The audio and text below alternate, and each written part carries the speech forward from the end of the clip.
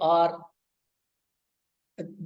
even man started his association with plants since the beginning of his existence.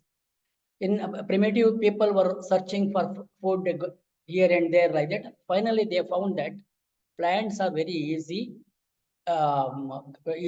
source of food, and they are available in easily. And so thereby, so they started what you call using plants for their as food, and and later they also started using plants for curing many ailments. So this has helped in uh, development of knowledge on how plants can be used for curing many ailments. So how they are different from what you call the other plants, that means food crops and other things. So because there are two things here. One is the plants have two organic compounds. One is primary metabolites. The second one is secondary metabolites. So like glucose, starch, polysaccharides, they are all important for us because they help in our growth and development. And in addition to this, plants also have many alkaloids, flavonoids, terpenoids, steroids, etc. And these are secondary metabolites, and they are very important for curing many diseases.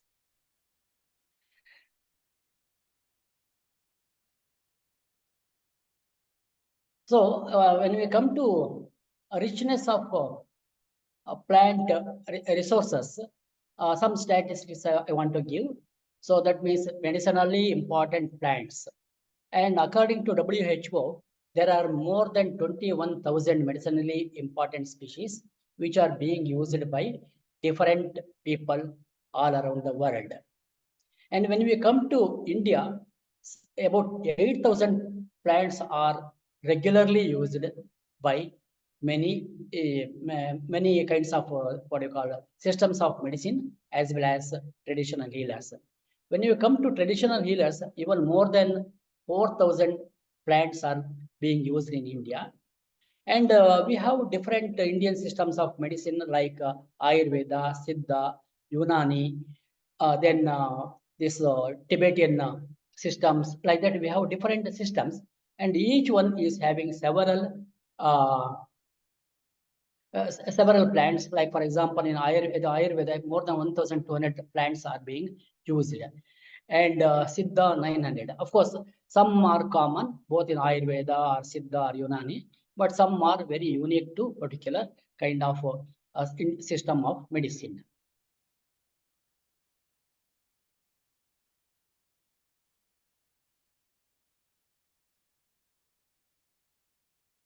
And many plants are, in fact, belong to different conservation categories.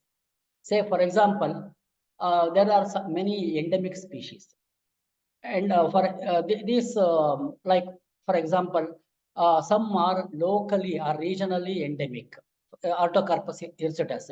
It is restricted or endemic to Western Ghat region. On the other hand, when you come to Pterocarpus santallianus, it is endemic to India. But species like Saraka Ashoka or Ashoka tree, it is endemic to different countries like India and Myanmar.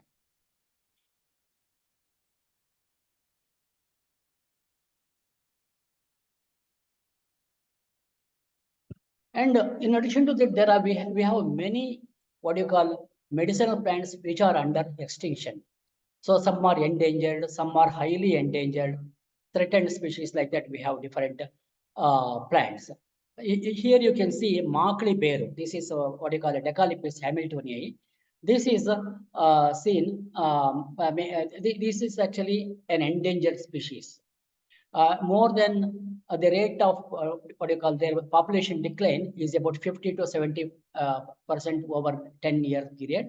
And now hardly we can see around 250 individuals are in an area like that. So that means they are actually in under threat. That means they are endangered species.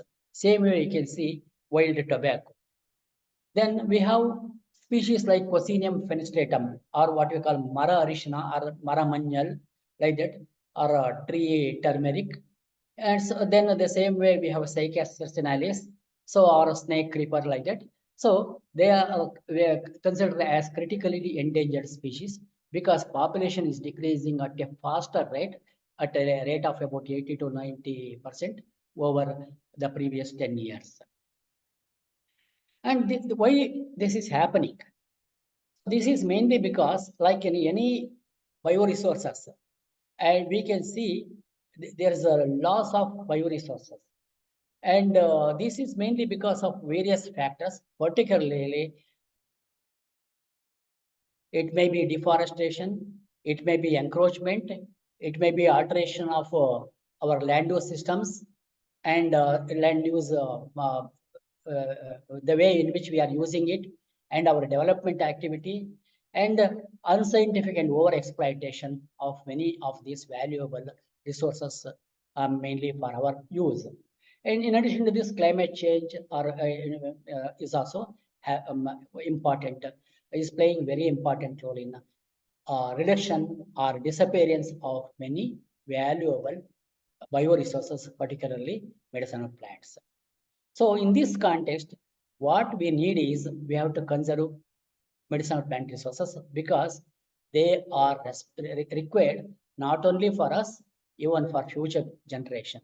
So we need to go for protection, restoration, and management of medicinal plant diversity. So thereby they will be available for us even in the future. And when we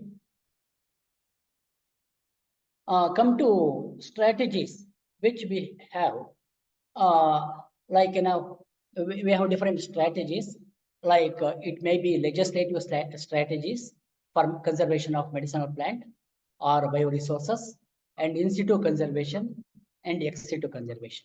So these are the major strategies we are having. And of course, there are many legislations, and of course, they are not different for medicinal plants resources only, but they are uh, common for our bioresources and particularly forest resources. You can see Forest Act, we have Wildlife Acts are there, then Environment Protection Act is there, National Forest Policy 1988 is there, Biodiversity Act itself is there, and even the tribal scheduled tribes and other traditional forest dwellers act is there. So like that we have different uh, what you call policies or regulations to conserve or to protect our bioresources, particularly medicinal plants. Even then, we are the resources are depleting. In this context, we have to go for what you call some other ways also, like in situ conservation. That means we have to make large effort for conserving our species or a given species in its a natural habitat or in the area where it grows naturally. And this is very important because some species are very specific to that natural condition, and even you cannot bring them and cultivate in other area.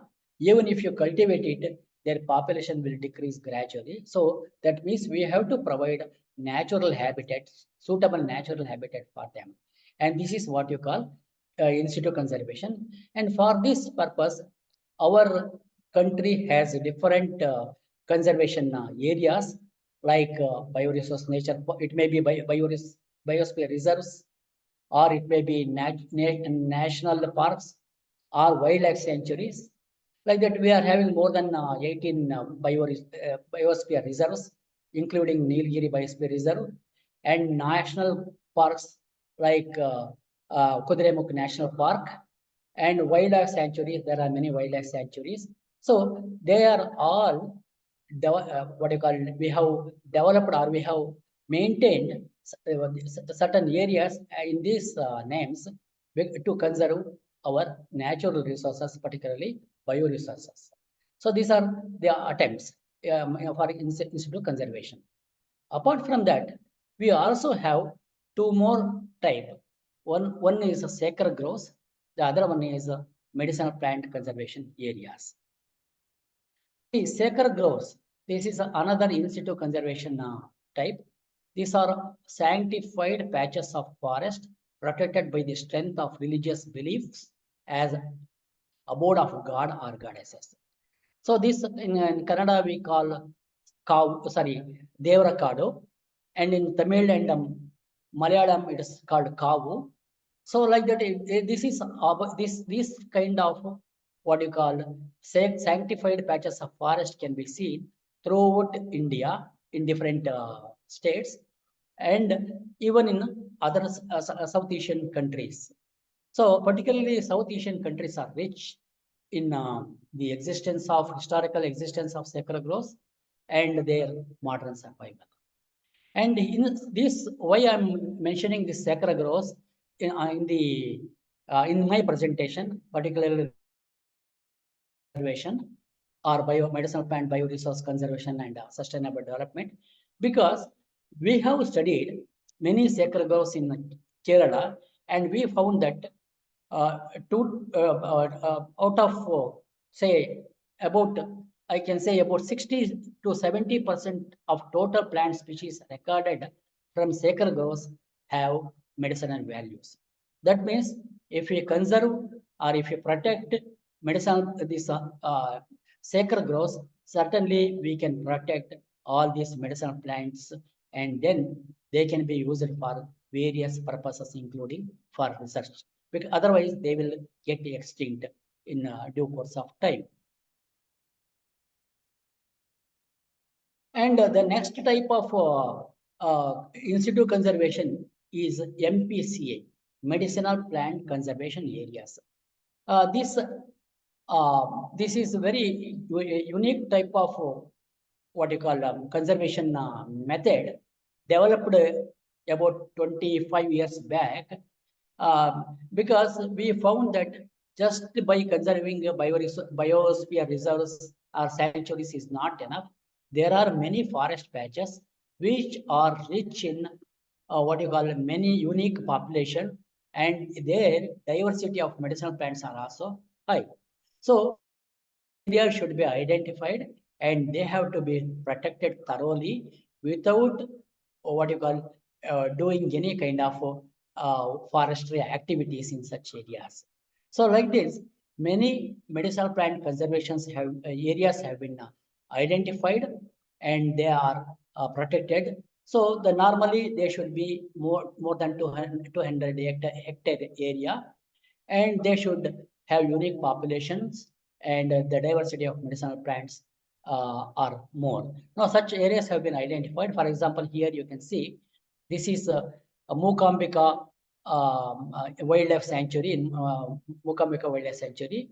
One area is exclusively protected as medicinal plant conservation area. And then the next one is what you call ex situ conservation. It is the conservation and maintenance of plants in their habitat, plants outside their habitat, either in the form of whole plant or as a seed, pollens, or tissue or cell culture. You know, ex situ conservation. There are many ways. Say we can protect or we can grow them. The whole plant can be grown, or we can even conserve seeds in our seed centers, or even pollens can be conserved for future use. The same way tissue or cell culture also can be maintained and conserved. So thereby they can be used for further development of plant. And so the simplest form and visible forms are botanical gardens and medicinal plant gardens. So because medicinal plant gardens or even botanical gardens, they have very important role in sustainable development, even in urban and very urban areas. They offer different ecosystem services. Say, for example, ecosystem services of medicinal plant gardens can be biodiversity conservation is very important ecosystem service, and the contribution to human health care is another ecosystem service. And even our culture has to be protected, because for sustainable development of any region, culture protection or conservation of our culture is also important. So like that, a well botanical garden or medicinal plant garden only act as ex situ conservation areas. They have different ecosystem services, even for our health management and cultural services. Now, with my own experience by developing a bioresource nature park at Kerala Forest Research Institute, Nilambur, let me explain how an ex situ bioresource nature park or a botanical garden or medicinal plant garden can contribute for the first one is, as I already mentioned, ecosystem. So this is a medicinal plant garden developed in Nilambur, and here 500 species. So all live plants we can see.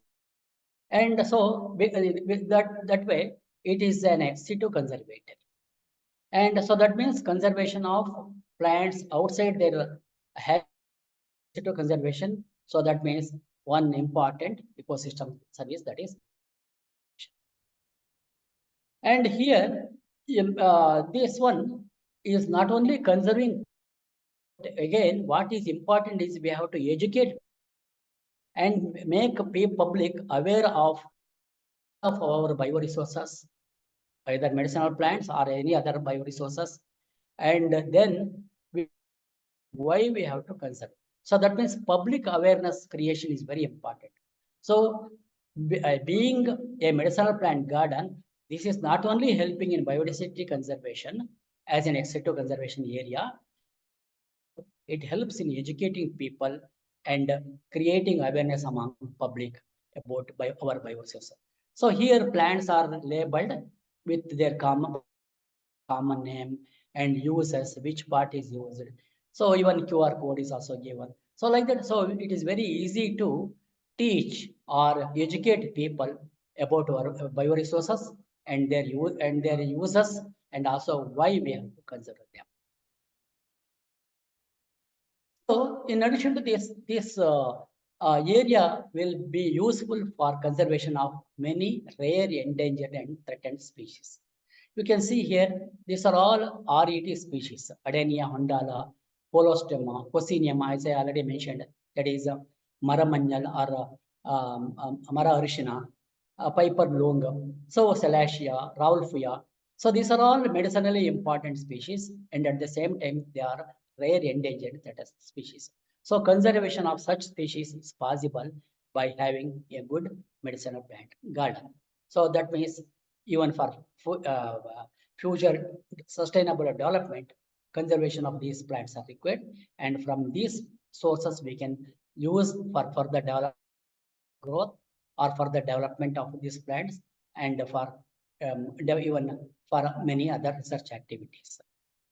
So like that, there are many species which are under threat, which come under rare, endangered, threatened categories of IUCN, and they are protected in the garden. And apart from conservation of biodiversity, particularly rare, endangered, and threatened species, an ex situ conservation area can also contribute to human health. So there are different ways, principles, and interacting pathways through which a green space, as a green space, how they work. So one is stress reduction is possible, improved air quality is possible, the physical activity for the visitors who are coming to botanical garden or medicinal plant garden, and there will be great social cohesion. So these are the four important principal or interacting pathways through which our health can be managed very well, and this is possible by having very good medicinal plant garden or bioresource garden as green space in our urban and peri-urban areas. And of course, this is not just a general statement. There are many scientific evidences to indicate that by visiting green spaces, our health will be improved. So here you can see there is an Australian study. They say it may strongly associated with the mental health than physical health, or both physical and mental health. And it will also provide therapeutic benefits for people who are suffering from autism. So there are studies to indicate that bioresources are in a garden or in a park are helpful in improving our health. So that is another benefit which is very important for sustainable development of a region or a nation. The same way, this cardiovascular morbidity or diabetes can be managed by visiting green spaces. Then, apart from this kind of indirect benefit, there are direct benefited by having bioresources in our gardens and parks. Because you can see here, this is a Bacopa moneri or Brahmi, and a well-known plant as what you call brain tonic plant. So our memory power can be will be improved, and our brain health will be improved by regularly using this particular plant called Brahmi. The same way, in the center you can see a plant called tea tree or Melaleuca leucodendra, and this is used in preparing what you call preparing pain bombs. So this belongs to Myrtaceae family, Eucalyptus family, and this plant, the leaf of this one will be used, and oil will be extracted, and that oil is called tea tree oil, and used in pain bombs. So like that, the direct as well as indirect benefits are also there by having good medicinal plant garden as an executive conservation area. And there are many hepatoprotective plants. So they can be assembled in an aesthetic garden, and they can be harvested regularly. So by pruning, you can get materials, and that pruned material can be used for preparing medicine. Like for example, Ixora or Lawsonia. So like that, these are all hepatoprotective plants. So they can be planted in a aesthetic way, and then they can be used. And the next important ecosystem services of any urban green space or peri-urban green space is cultural benefit. As all of you know, our country is rich in culture. So that we have very good culture of conservation and protection of and sustainable utilization of bioresources. And one way of managing or conserving and sustainably using bioresource is having medicinal plants in different type of gardens like nakshatra gardens, navagraha gardens, sacred flower and leaves garden like that. So these are all the plants, medicinally important plants, and our people or our ancestors have identified their uses. So they thought it is we have to conserve this plant for sustainable utilization for our health management. So that is why they have developed different types of conservation approach. One approach is to have what you call different gardens like Rashi Vana, Nakshatra Vana, or leaf vana like that. Here you can see this is a structure of a Rashi and Nakshatra vana. In this, A will be what you call Rashis, like Aries, Gemini, Cancer, like that. Or we can say Vrishabha, Mithuna, Karkataka, like that. Then outside we have 27 blocks. They are called nakshatra So starting from Ashwini, Bharani, like that. In each block, one particular will be planted. And say, for example, for Aridra Nakshatra, Diosporus melanoxenon is planted. Mesoopharia is Klesha. So like that, plants are planted. These plants are what you call medicinally important plant. You can have a beauty in the name of Rashi Vanam, or and at the same time can protect many medicinally important plants. So this is the way our developed a great wisdom of our bioresources. So these are the examples for plants. So and then integrate many medicinal plants in an aesthetic way. We can conserve them, and at the same time we can make use of their aesthetic properties. So some are hedge plants, some are very good climbing plants, some have to be planted in clusters, and even for vertical garden development we can use many plants. Say for example, these are the plants which can be used in the border or plant, and are very important plant. And there are many interesting medicinal plants, climbing medicinal plants. So they can be planted in a beautiful way using trellis, and they will be so that we can improve the aesthetic, and at the same time we can tell or the visitors how they are important even from the medicinal point of view. So, like Aristolochia species and other plants, they are the climbers. They can be planted in a beautiful way.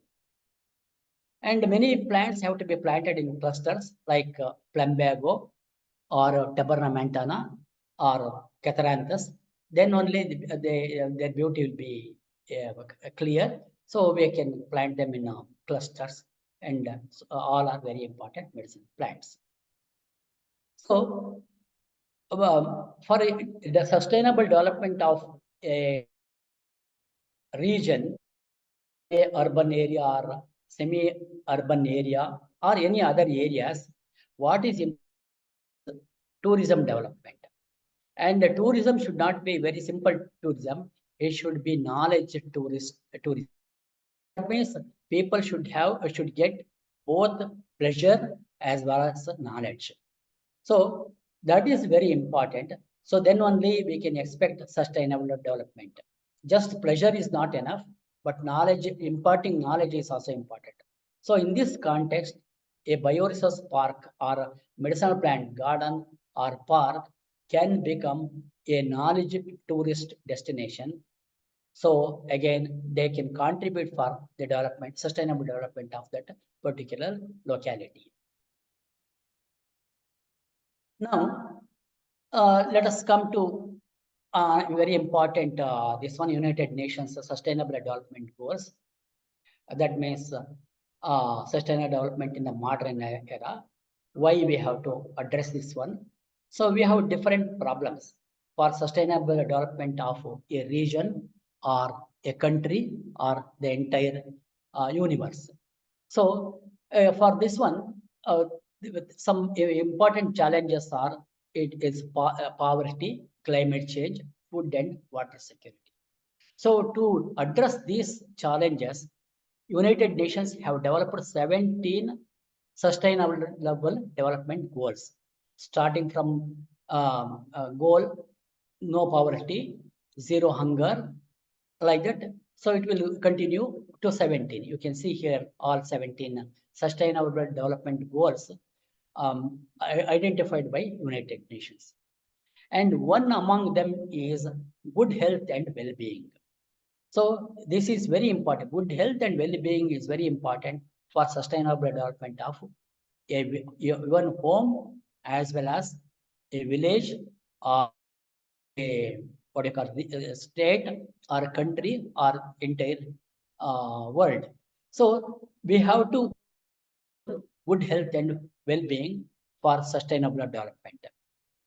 And for this one, when we come to India, Ayush department has recognized three burden of diseases.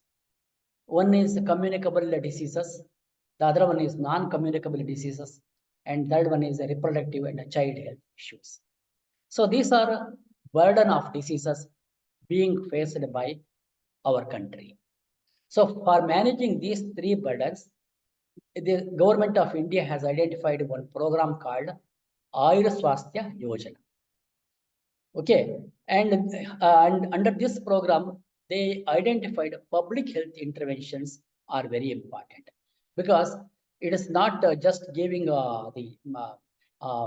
providing hospitals and other things, but at the same time we have to ensure that public are properly utilizing these resources for their health management.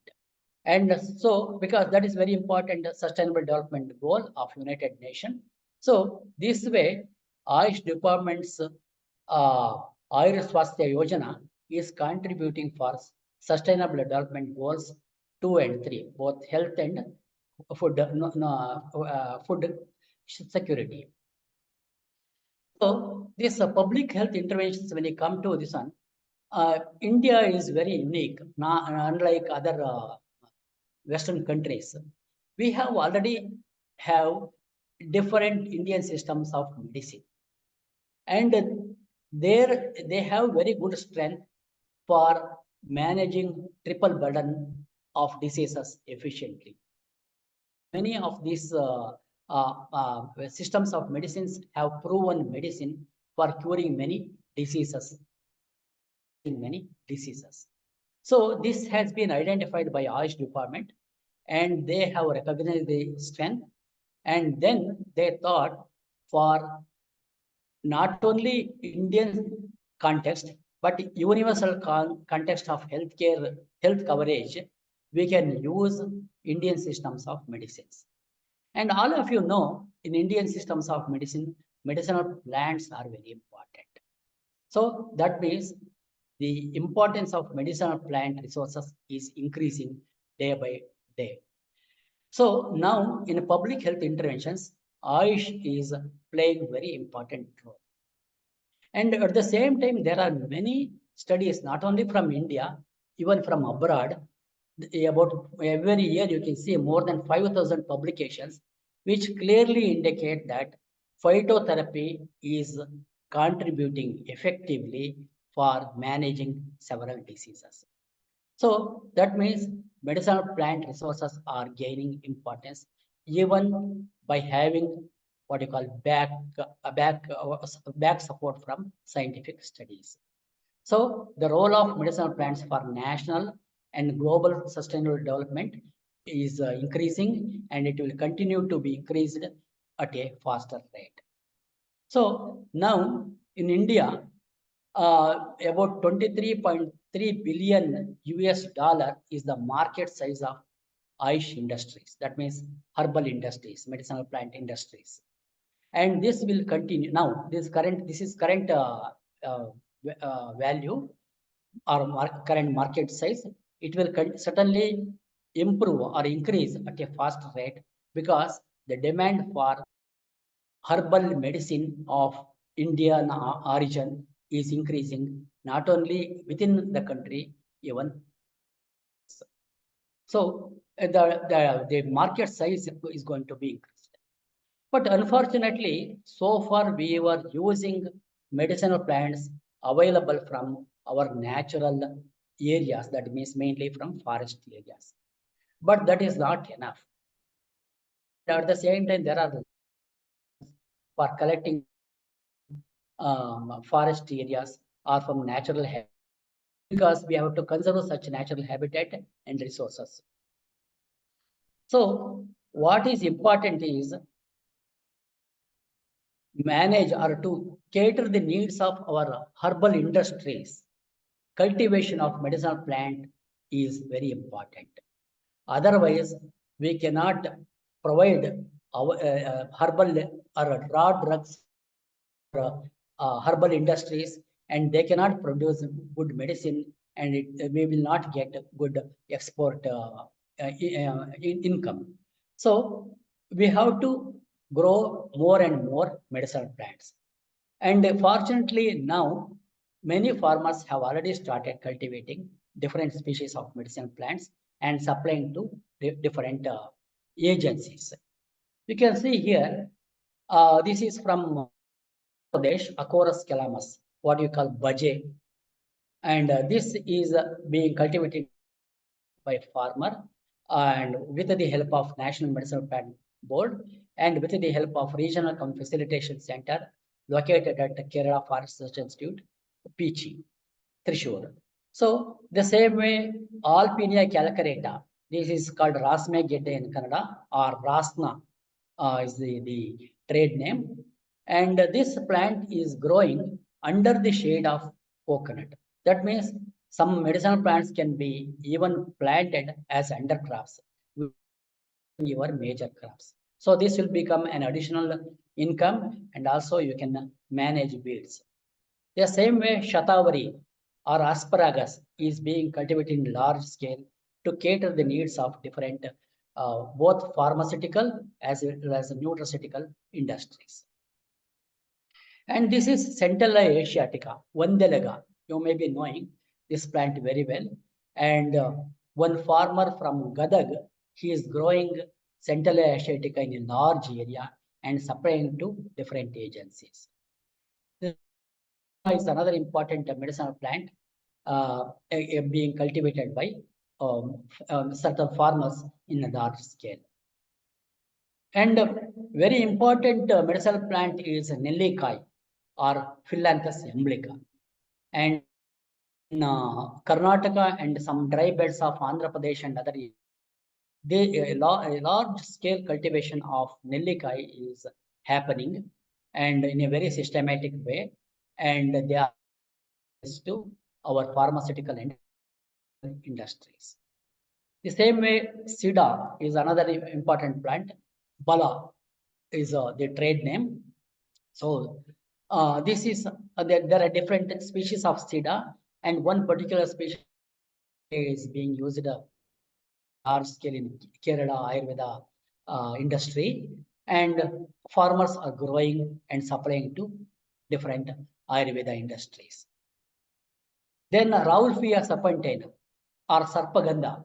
Again, this is also being now farmers or people are not collecting this from forest area. They are growing it and supplying to industries. Another very important plant is Ashwagandha. Of course, this is the year of Ashwagandha. So Ashwagandha campaign is happening, and there are very good, particularly in a dry belt of North Karnataka, where water is the water scarcity is there. Rock cotton soil, very ideal soil and climate for cultivation of ashwagandha. So large scale cultivation is happening here. So like that, efforts are being made by farmers for growing many medicinal plants, supplying to required industries, and at the same time increasing their income in a very sustainable way. So in summary, I can say that our country is rich in medicinal plant diversity or resources. And we have different legislation in situ and ex situ conservation to conserve medicinal plant in our region. But efforts have to be made to intensive this this kind of is particularly ex situ conservation. I think it is a time for development medicinal plant garden as urban green spaces in almost all urban areas. Thereby, we can conserve, and at the same time, as I already mentioned, they can be used for educating people about and marketing aspects and benefit of medicinal plants. And medicinal plants are gaining importance as a contributing factor for achieving UN Sustainable Development Goals, because we have identified, or the entire nation as well as entire world has identified the importance of our traditional systems of medicine and how they can contribute for managing our both communicable, incommunicable, and for child health care. So they certainly they will help, because these are all important development of the whole world. Medicinal plants are gaining importance in global and public health management. So a simple example is in public health initiation, where the different Indian systems are also incorporated. So thereby the medicinal plants can be used in a systematic way for managing our health. And the supply of raw drugs from natural and forests and habitats are decreased because of various reasons, including restrictions for collecting such plants for protecting our bioresources. So in this context, there is a need and scope for cultivation of medicinal plant for supplying to ever-increasing herbal industries and outside the country. And now, when we come to being researchers and teachers, you may be certainly interested in this aspect. So we have a lot of research opportunities. These are just 5 examples I am giving. There are many other opportunities. Say, one important thing is documentation of tradition. I mentioned you that out of 8,000 medicinal plants which are being used in India by Indian systems of medicines, 4,000 plants are used only by traditional healers. That means they are not properly documented. Medicinal plant identification is also in many cases is lacking. And then once you identify them, how they are using it, what are their values, and how they can be cultivated, all these are not available. Information is not available. So the first and foremost thing we can do is of traditional medicines or medicinal plants being used in traditional medicines. Then drug determination experiments. So we have to identify how a particular plant, a medicinal plant, is acting to manage a particular disease. That is also, people are using it very based on their experience as well as the knowledge they are having from the. But scientifically, we need to experiment and understand how they are control or managing diseases. So drug determination is very important. Then later we have to go for in vivo studies also, because we will know the efficacy of such plants or such medicine. And now extraction industry is also increasing, because sometimes it may be difficult for you to supply medicinal plants to other countries. Then the simple way is to extract active ingredients and then supply to users. Again, how to do it, how to extract, what the technology, how, that is not clear for many medicinal plants. So we can contribute for extraction, method of extraction of active ingredients from medicinal plant. And then once you extract it, the active ingredients, we have to assess their efficacy also. So again, there is an research opportunities to all of us. Then finally, now we are telling people, farmers, to grow medicinal plant. But the question they ask is, what is the good agriculture practice? How it can be cultivated? Again, we know agriculture practices for like paddy and other things, but we do not have agriculture practice, particularly species-specific good agriculture practices for majority of medicinal plants. So again, a good research activity where we can develop species specific good agriculture practice, and then tell farmers, you please follow this one, so thereby you can of medicinal plant cultivation, and at the same time you can increase your benefit. So these are some research opportunities in this medicinal sector. So thank you very much. If you have any question, I will be happy to. Sir, I have one question, sir. Yeah, please. Yeah. Sir, I am from Gadag, sir. You spoke. You mentioned in your talk, sir. Actually, one person who is very busy in cultivating the Scintilla asiatica, and then Vaitania somnifera from Gadag, sir. Yes. Can you mention the name of him? Actually, I think he may belong to the Rona Taluk of Gadag district. I do not know which taluk, but his name is Rajendra Shirol. Yes, sir. Definitely. Yes, sir. Yeah. One Dr. Mr. Rajendra Shirol is there, and one Mahadeva Pawar is also there. Yes, sir. Yes, sir. So they are growing in a large scale. Recently, visited his place. And in fact, next week we are having a farmers meet here. So next meet, sir. Next month, sir. Next week in to Kerala Forest Research Institute, they are coming. Farmers meet. Yes, sir. Yes, sir. Actually, so both of them. Both of them are coming. Yes, both of them are coming. Because we have supported them even financially for increasing what you call developing quality planting material. And at the same time to supply to other people. Thank you, sir. Actually, they may belong. I think definitely they belong to the Rona Taluk of Balavaniki village in Gadag district, sir. I'm sorry, I don't. If I can share with you his full address. Definitely, I have heard them, sir. Definitely, many farmers, not only these two persons, sir. Many of the farmers in our Gadag district actually very actively engaged in the cultivation of the medicinal plants, sir.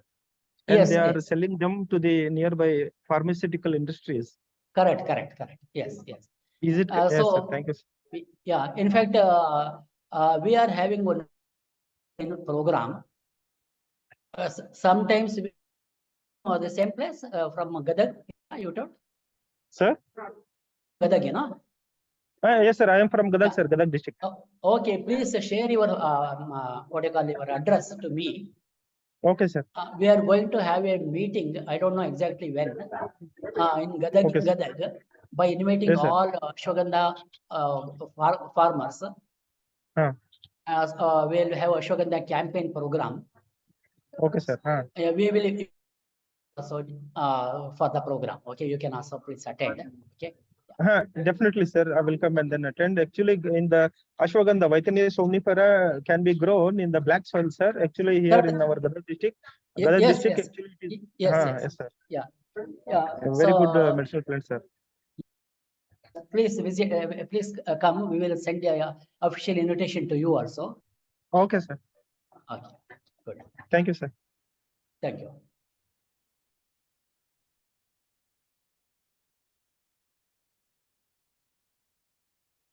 Sir, good afternoon. Myself, Dr. Hemlata.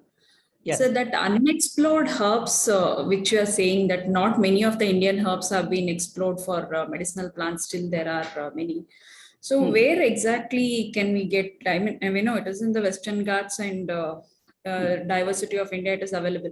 But particularly because any type of ashwagandha or shatavari or anything, there are many types of that also. So we will not be able to recognize them correctly, which would be appropriate for further research and all that. So where we can get the exact authentic unexplored greens, like if you have any contacts or such, so that we can plan our future research in that area of this one. Yes, there are many like ethno-medicinal plants, related plants. So many scientists have our researchers have published many papers or even worked on this aspect for even their MSc or PhD program like that.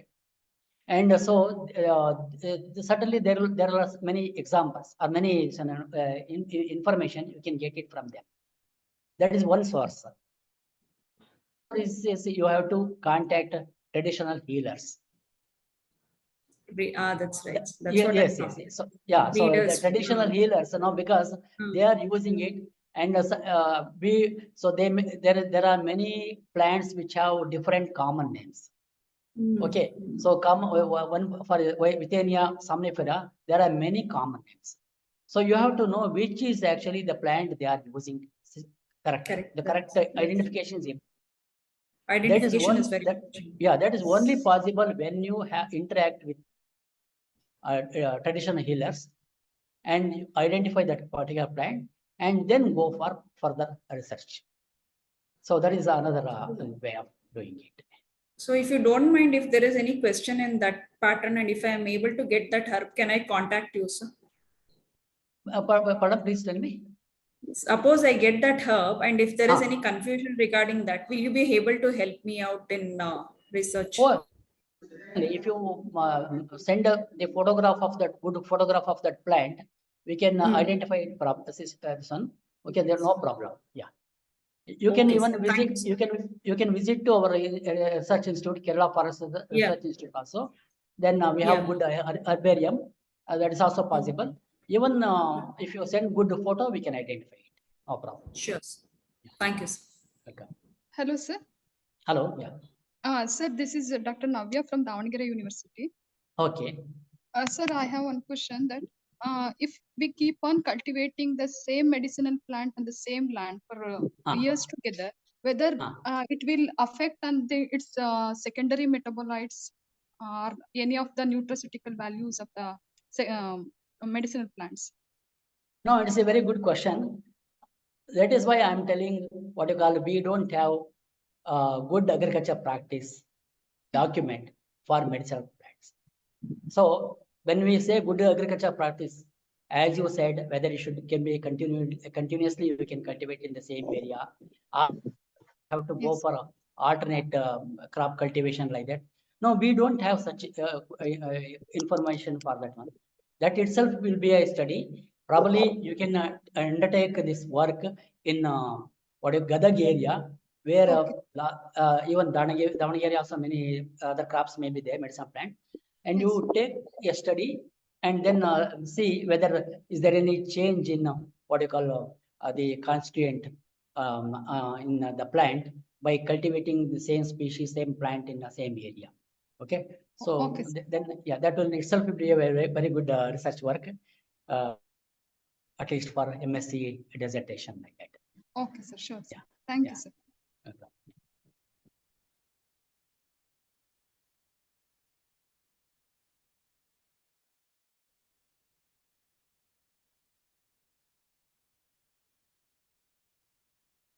Any question? Yes.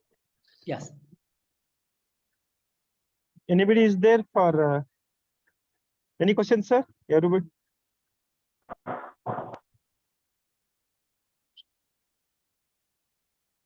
Yes, let me to give a vote of thanks. Sir, actually, you spoke about medicinal plant resources for health and sustainable development in the modern era very much. And actually, you gave a wonderful, very highly useful information for all of us who have participated in this, the 16th refresher course in life science. Actually, on the behalf of HRDC, University of Mysore, and all the teacher participants, I personally also give a very big thanks to you, sir. Thank you very much, sir. Dr. Chandrashekar, sir. Thank you, one and all. So we will interact in future also. Okay, thank you very much. Definitely, sir. Thank you, sir. Thank you very much, sir. Thank you very much. Thank you very much, sir. Thank you, sir. Thank you, Dr. Rajkumar. Thank you, sir. Thank you very much for sharing your valuable information with our participants.